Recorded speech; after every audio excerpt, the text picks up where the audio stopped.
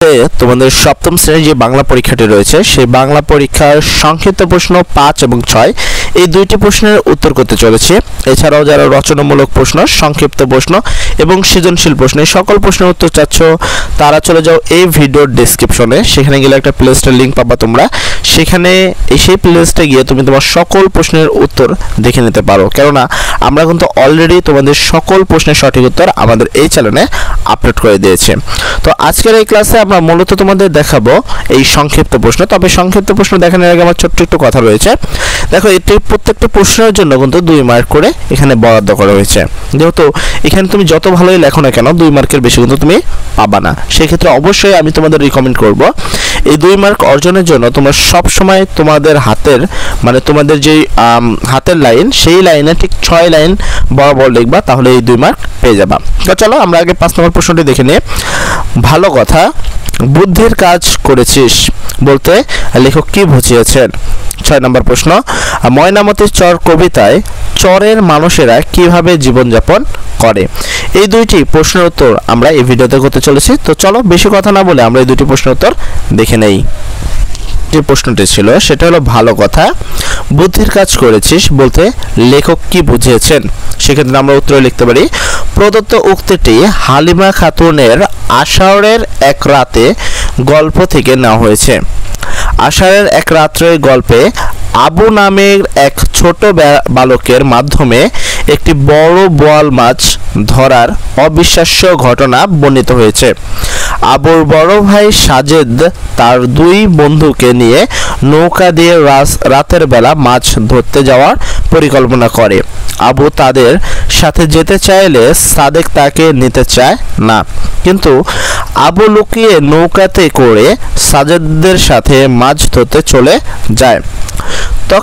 যখন সাদেক আবুকে খুঁজে পায় তখন সে তাকে পিটাতে যায় আর বলে বাড়িতে জানলে তাদের আর মাছ ধরতে দেবে না। তখন আবু কাঁদতে কাঁদতে বলে সে কালুকে বলে এসেছে কেউ খুঁজলে যেন সে বলে দেয় সে মাছ ধরতে এসেছে। এই কথা শুনে সাদেক আবুর বুদ্ধির তারিফ করতেই প্রশ্নোক্ত কথাটি বলেছেন। এই হলো তোমাদের সংক্ষিপ্ত প্রশ্ন 5-এর সঠিক উত্তর। যারা তোমরা করবা অবশ্যই এখান থেকে একটা স্ক্রিনশট দিয়ে নেবা, কেননা সেক্ষেত্রে তোমাদের পড়তে সুবিধা হবে। বারবার ভিডিও দেখা অনেকটাই বোরিং বা অনেকটাই বিরক্ত, তো অবশ্যই স্ক্রিনশট দিয়ে নিলে তোমাদের এটাই সুবিধা হবে। তো এরপর চলো আমরা সংক্ষিপ্ত প্রশ্ন 6-এর উত্তর করতে চলবো। তার আগে যারা এখন পর্যন্ত ভিডিওতে বহাল রয়েছে তারা অবশ্যই এই চ্যানেলটি সাবস্ক্রাইব করে দিবে, এখানে একটি লাইক করে দিবে এবং ভিডিওতে কমেন্ট করে দিবে। চলো পরবর্তী প্রশ্নটি দেখে নেওয়া যাক। এটা হলো, ময়নামতির চর কবিতায় চরের মানুষেরা কিভাবে জীবনযাপন করে? সেক্ষেত্রে আমরা উত্তরে বলতে পারি, ময়নামতির চর কবিতায় কবি গ্রামীণ একটি চরের প্রাকৃতিক ও প্রাত্যহিক জীবনচিত্র তুলে ধরেছেন। এই কবিতায় চরের মানুষদের জীবনচিত্র স্পষ্টভাবে প্রতিফলিত হয়েছে। এছাড়া কবিতায় একটি কৃষি নির্ভর জীবনচিত্র ফুটে উঠেছে। সেখানে চাষিরা লাঙল দিয়ে জমি চাষ করেছে, তারা পশু পালনও করেছে। নতুন চরের পলি জমিতে কৃষকেরা কলাই বুনিয়েছে, জমিতে আখ ফলিয়েছে।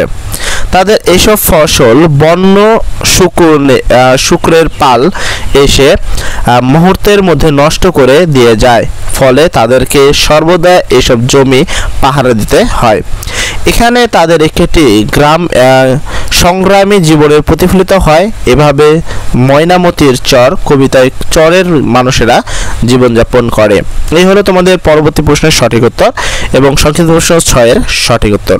যেহেতু এখন পর্যন্ত যারা রচনামূলক প্রশ্ন বা সংক্ষিপ্ত প্রশ্ন বা সৃজনশীল প্রশ্নের উত্তর এখন পর্যন্ত খুঁজে পাও না, তারা চলে যাও এই ভিডিওর ডেসক্রিপশনে।